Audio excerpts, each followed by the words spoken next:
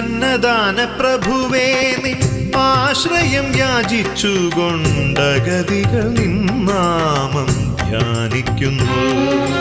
അത്താഴ പട്ടിണിക്കാർ തിരുവയ്ക്കത്തെത്തുമ്പോൾ ഒരു പിടി അന്നം നൽകും ഭഗവാനേ.